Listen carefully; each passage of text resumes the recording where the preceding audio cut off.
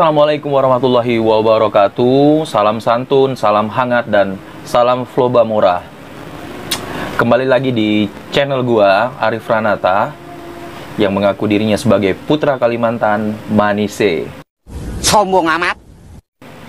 Oke, buat sister and brother yang baru bergabung, terima kasih banget. Buat yang lewat-lewat aja, silakan tekan tombol yang di bawah, tombol subscribe yang di bawah. Buat yang udah bergabung, silakan lampirkan like dan komennya.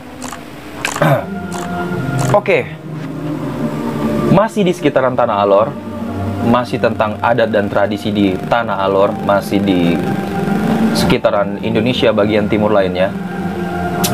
Di vlog channel gua kali ini, gua akan membahas satu hal yang unik, satu hal yang istimewa, dan mungkin boleh dibilang adalah suatu kebanggaan bagi masyarakat di Pulau Alor khususnya. Oh my god. Oke.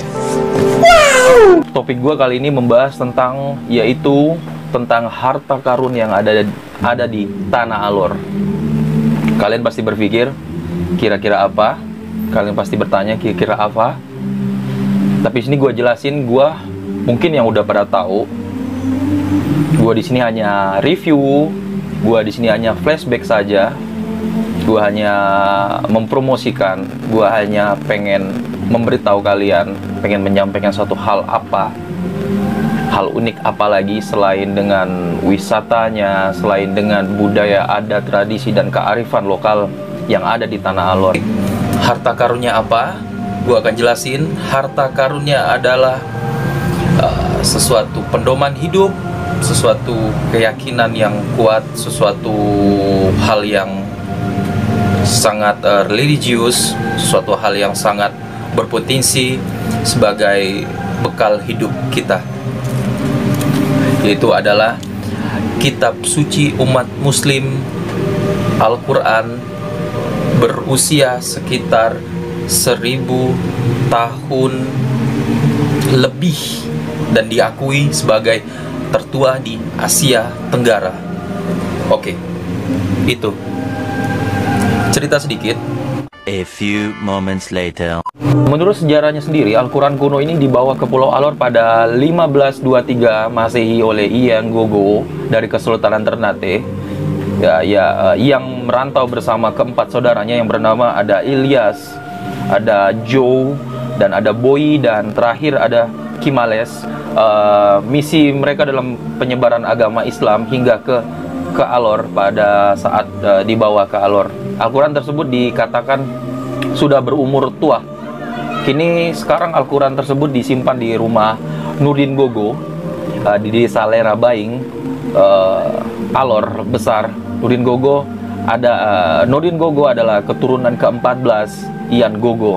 Dan sekarang rumah Nurdin terletak di sebelah masjid yang dibangun pertama kali di Pulau Alor, yakni Masjid Babus Solah, yang tak jauh dari pesisir pantai. Masjid ini dibangun sekitar tahun 1633 Masehi. Konon ceritanya, Al-Quran tersebut pada tahun sekitar 1518 sempat terjadi kebakaran, dan alhamdulillah Al-Quran ini selamat dan tidak rusak dan tidak terbakar. Gitu. Al-Quran tertua dan Masjid Babus Solah adalah saksi sejarah masuknya agama Islam pertama kali di Pulau Alor melalui perdagangan, dan pengaruhnya menyebabkan mayoritas penduduk di pesisir pulau tersebut beragama Muslim atau Islam, dan sementara agama Protestan dan Katolik mulai masuk ke Pulau Alor pada awal 1900-an. Dan penyebarannya lebih banyak di kawasan pedalaman. Karena itu populasi penduduk yang ada di penduduk yang beragama Kristen dan lebih di daerah pedalaman, meskipun antara penduduk pesisir dan pedalaman masih terikat oleh hubungan darah dan adat, namun sekali lagi tidak pernah ada gesekan antar umat beragama di sana. Itulah jadi di sana itu banyak sekali perbedaan mereka, tapi saya rasakan ketika saya di sana, saya merasakan tidak ada sama sekali yang istilah merasakan ada yang namanya gesekan atau apapun mengalami suatu yang disebut dengan sebagai persoalan intoleransi antar umat beragama, padahal kalau kisah kerukunan beragama itu sudah berlangsung berabad-abad gitu. Pulau Alor dan Nusa Tenggara Timur menjadi salah satu wajah nyata kerukunan umat beragama di Indonesia. Pulau-pulau dihuni oleh mayoritas pemeluk agama Protestan dan Katolik. Meski begitu, terdapat kampus yang ternama, yaitu kampus STKIP Muhammadiyah di Kalabahi. Ibu kota Kabupaten Alor juga menjadi salah satu dari sedikit perguruan tinggi di Kabupaten Alor. Kampus ini tentu saja menjadi tempat belajar dan bagi mahasiswa lintas batas agama sebagian besar.